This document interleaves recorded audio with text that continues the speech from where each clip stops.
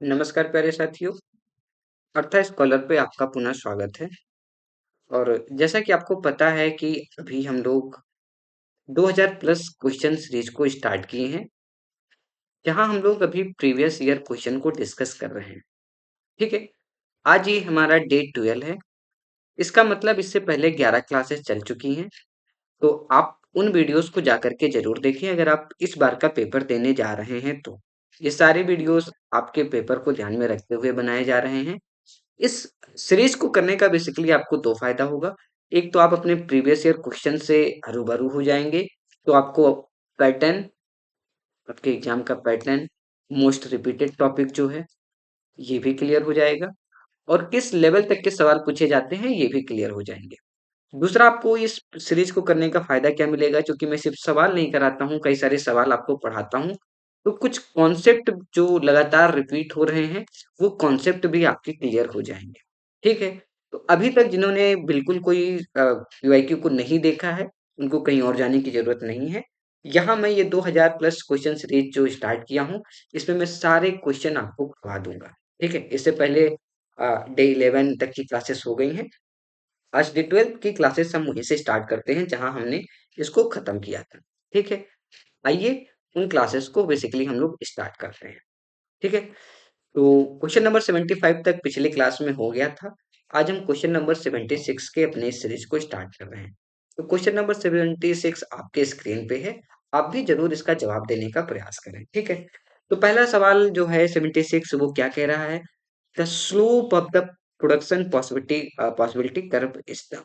Basically ये PPC का slope आपसे पूछ रहा है कि ये जो पीपीसी होता है, इसका बेसिकली स्लोप क्या होता है।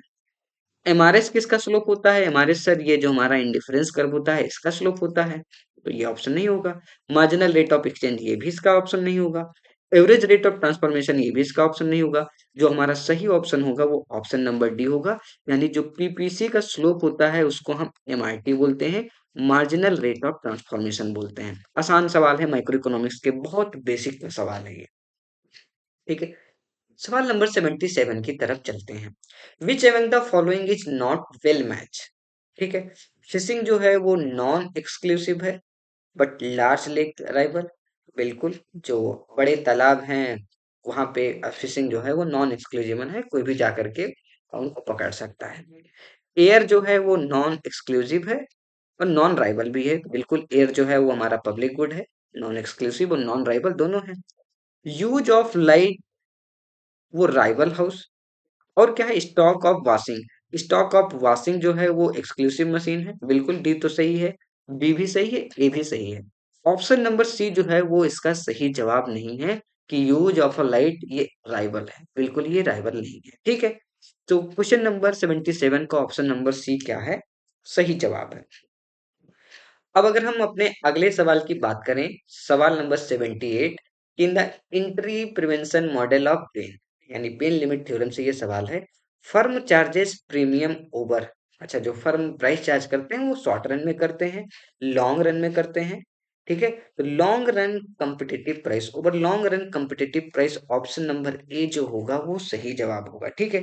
अगर इस सवाल को हम लोग थोड़ा सा एक्सप्लेन करके पढ़ें, ठीक है, थोड़ा सा इसके बारे में अगर हम लोग डिटेल में पढ़ें, ठीक है, तो हम इसके बारे में थोड़ा सा डिटेल में देख लेते हैं क्या क्या किस तरीके के सवाल यहाँ से बनते हैं। तो अपने प्राइस लिमिट थ्योरम के बारे में पढ़ा होगा। प्राइस लिमिट थ्योरम के बारे में आपने पढ़ा होगा। थोड़ा सा मेरा गला खराब है तो हो सकता है कि आवाज में थोड़ी सी आपको समस्या दिखे। ठीक है। लेकिन मैं प्रयास करूंगा कि मैं चीजों को अच्छे से एक्सप्लेन करूं। ठीक है। प्राइस लिमिट थ्योरम आपने पढ़ा होगा। ये किसके द्वारा दिया गया है? ये बेन्स लिमिट थ्योरम। बेन्स, इसको किस नाम से जाना जाता है? इसको बेन्स लिमिट प्राइसिंग थ्योरम के नाम से जाना जाता है। लिमिट प्राइसिंग थ्योरी के नाम से जाना जाता है। ठीक है। आपको याद क्या रखना है कि किस तरीके की लिमिट प्राइस तय की गई। तो ये जो लिमिट प्राइस होगी एज पर बेन्स, ये कितना होगा? एक तो हमारा जो कंपिटिटिव प्राइस रहेगा वो, प्लस जो हम एंट्री बैरियर के लिए अपना प्राइस चार्ज करते हैं, इन दोनों को मिला करके हमारा लिमिट प्राइस बनता है, जो कि मोनोपोली में होता है। ठीक है। अगर हमारा ये जो कोई बैरियर ना रहे, ठीक है, अगर हमारे ई की वैल्यू जो है वो जीरो हो जाए, कोई बैरियर नहीं रहे, तब हमारा लिमिट प्राइस जो होता है वो कंपिटेटिव प्राइस के इक्वल होता है। तो यानी यहाँ कंपिटेटिव प्राइस जो हमारा होता है लॉन्ग रन में, उस प्राइस पे हमारा बेंच की लिमिट प्राइस थ्योरी जो है वो सेट की जाती है। ठीक है, तो अगर हम इसके बारे में थोड़ा सा बात करें, तो हमारा सही जवाब जो होगा वो कौन सा हो जाएगा? इसका सही जवाब 78 का ऑप्शन नंबर ए हो जाएगा। अगला सवाल है कि which why does demand curve have a negative slope due to income effect only?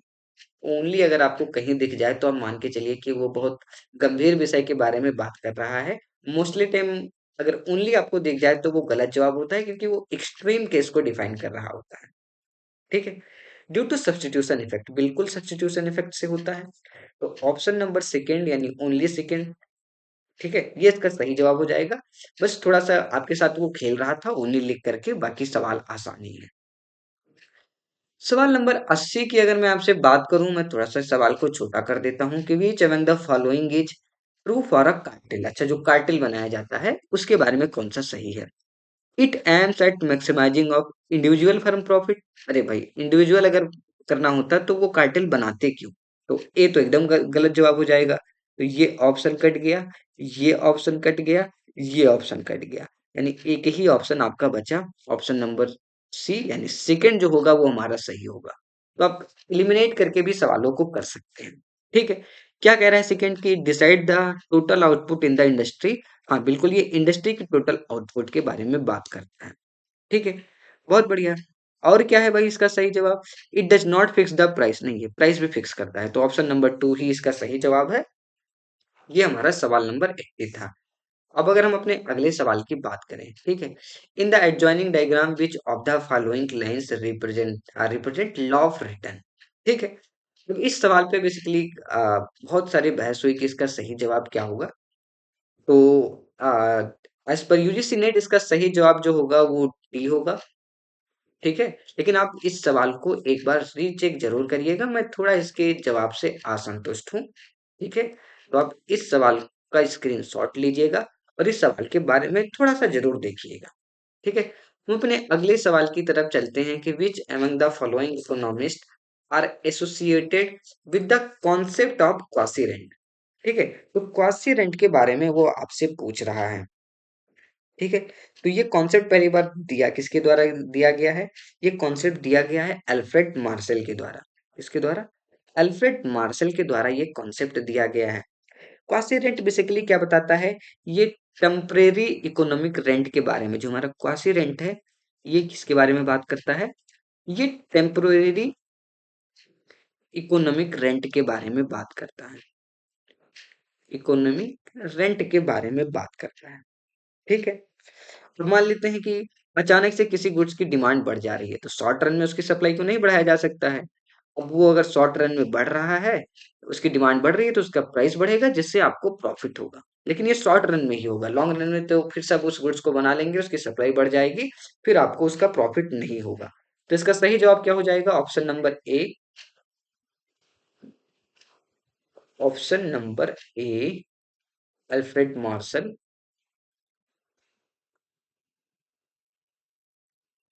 Robinson तो नहीं होगा। ठीक है, शायद मुझे लगता है इसका सही जवाब डेविड रिकार्डो भी होगा। आइए इसका जवाब को थोड़ा सा चेक करते हैं। ऑप्शन नंबर ए, हाँ बिल्कुल, डेविड रिकार्डो भी क्या होगा? इसका एकदम सही जवाब होगा। ठीक है, तो ऑप्शन नंबर ए और थर्ड जो है वो सही जवाब होगा। अगले सवाल की बात करते हैं। अगला सवाल जो है वो क्या कह रहा है कि a market is said to be economically efficient if it maximise. कि हमारा मार्केट जो है वो इकोनॉमिकली इफिशिएंट कब होगा? अगर वो कंज्यूमर सरप्लस को मैक्सिमाइज करे, वो प्रोड्यूसर सरप्लस को मैक्सिमाइज करे। तो साथियों, अगर ये दोनों कंज्यूमर प्लस प्रोड्यूसर्स दोनों को एग्रीगेट रूप से अगर ये मैक्सिमाइज कर रहा है, दोनों के सरप्लस को मैक्सिमाइज कर रहा है, तभी हम कहेंगे कि हमारा मार्केट जो है वो इकोनॉमिकली क्या है? इफिशियंट है। यानी सवाल नंबर 83 का ऑप्शन नंबर सी होगा, वो एकदम सही जवाब होगा। 84 को देखते हैं कि the demand for rare painting. अच्छा, अगर ये रेयर शब्द भी आपको दिख जाए तो आपको आंख बंद करके स्नोब इफेक्ट पे चले जाना है। वेन डर वाल इफेक्ट आपको पता होगा, ये पॉजिटिव एक्सटर्नैलिटी के बारे में बात करता है। ठीक, ये पॉजिटिव एक्सटर्नैलिटी के बारे में बात करता है। ठीक है, इसके बारे में श्योर श्योर जो हमारा सुपर श्योर टॉपिक है उसके वहां पे इसका वीडियो गया हुआ है, सारे इफेक्ट वहां पे पढ़ाए गए हैं। तो अगर आपने नहीं पढ़ा है तो जा करके तुरंत प्लेलिस्ट को चेक करिए और इस सारे कॉन्सेप्ट को जरूर क्लियर करिए। अगला सवाल जो है सवाल नंबर 85 कि the gain in the profit from increase in immigration according to this diagram. ठीक है, तो ध्यान देंगे इस डायग्राम को थोड़ा। पहले हम पॉइंट बी पे थे। ठीक है, पहले हम इस पॉइंट पे थे। अब हुआ क्या कि लेबर जो हमारे इमाइग्रेशन वाले लेबर है वो आ गए, तो इससे हमारे लेबर की सप्लाई क्या हो, बढ़ गई। तो हम यहाँ इक्विलिब्रियम में आ गए। तो पहले हम इतना बेच देते थे, अब हम इतना बेच देने लगे। तो पूछ रहा है कि फर्म को प्रॉफिट कितना हुआ। फर्म को प्रॉफिट कितना हुआ, ये जो पूरा एरिया है, ये एरिया, ये एरिया, ये एरिया, ये पूरा एरिया जो है वो फर्म का प्रॉफिट है, यानी डब्ल्यू बी डी और डब्ल्यू आई। ये पूरा एरिया जो है डब्ल्यू से डब्ल्यू बी डी डब्ल्यू, ये पूरा एरिया जो है वो फर्म का प्रॉफिट है। कहीं दिया है क्या, डब्ल्यू बी डी, हाँ ये ऑप्शन नंबर बी जो है वो इसका सही जवाब हो जाएगा। अगले सवाल की बात करें कि which of the following can be considered as leakage in the force of multiplier. तो अगर फॉरेन मल्टीप्लायर की बात करें तो फॉरेन मल्टीप्लायर बराबर क्या होता है, 1/MPS यानी marginal propensity to save plus MPM marginal propensity to import. दोनों क्या है, वो लीकेज के तरीके से काम करते हैं। इसकी वैल्यू जितनी हायर होगी, हमारी मल्टीप्लायर की वैल्यू उतनी क्या होगी, कम होगी। तो both A and B is the correct option, यानी सवाल नंबर 86 का ऑप्शन नंबर सी जो है वो एकदम सही जवाब।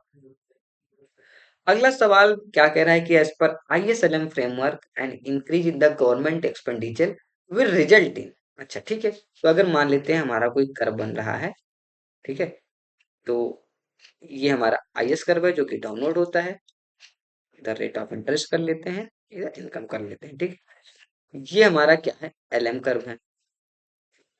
ठीक, अब कह रहा है अगर गवर्नमेंट एक्सपेंडिचर बढ़ता है, तो गवर्नमेंट एक्सपेंडिचर बढ़ेगा तो ये IS क्या होगा हमारा, राइटवर्ड शिफ्ट होगा। तो पहला हमारा इतना इंटरेस्ट रेट था। ठीक है, तो एक तो हमारी, आप देख सकते हैं ना कि इतना हमारा इनकम था, गवर्नमेंट के एक्सपेंडिचर होने से IS हमारा इधर शिफ्ट हुआ, तो हमारा इनकम भी बढ़ रहा है। आप देख रहे हैं इनकम भी बढ़ रहा है और रेट ऑफ इंटरेस्ट जो है ये भी बढ़ रहा है, इंटरेस्ट रेट भी बढ़ रहा है, तो दोनों बढ़ेंगे। इनकम भी बढ़ेगा हमारा और इंटरेस्ट रेट भी बढ़ेगा, यानी सवाल नंबर 87 का option number A is the right answer.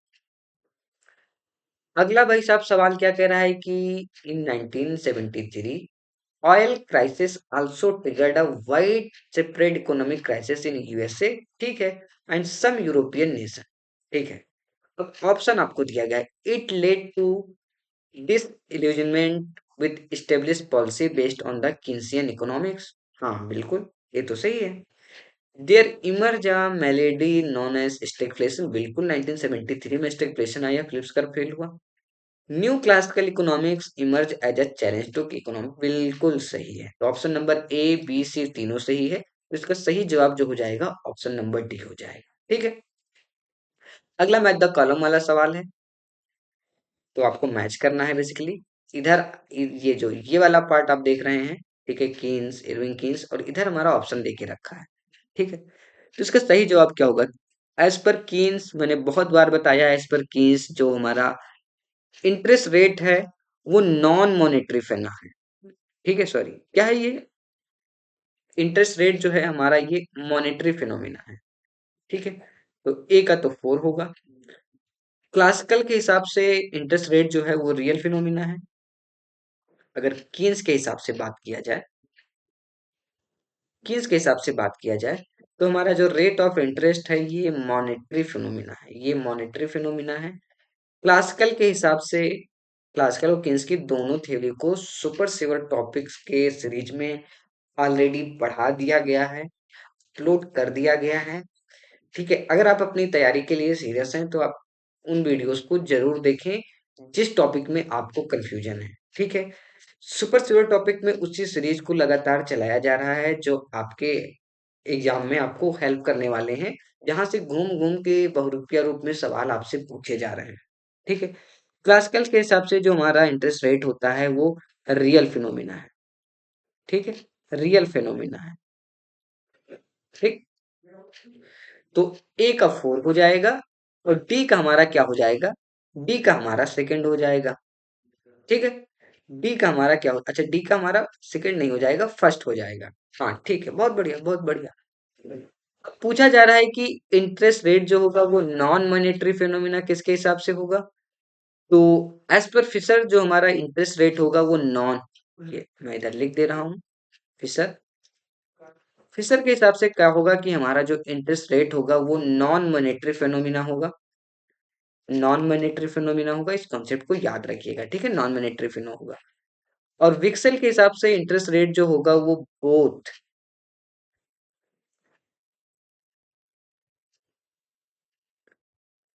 हाँ, क्या होगा, विक्सेल के हिसाब से इंटरेस्ट रेट जो होगा वो both monetary and non monetary phenomena होगा। ठीक है, आइए इस सवाल को एक बार चेक कर लेते हैं, मुझे लगता है शायद इस सवाल में कुछ समस्या दिया गया है।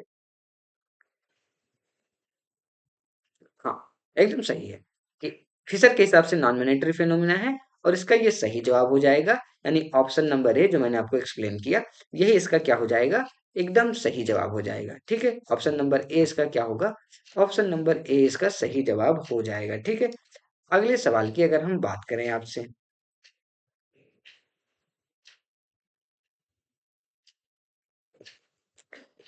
ठीक है, आई थिंक कुछ समस्या आ रहा है, आप बने रहें, मैं आपको ये सवाल जरूर कराऊंगा।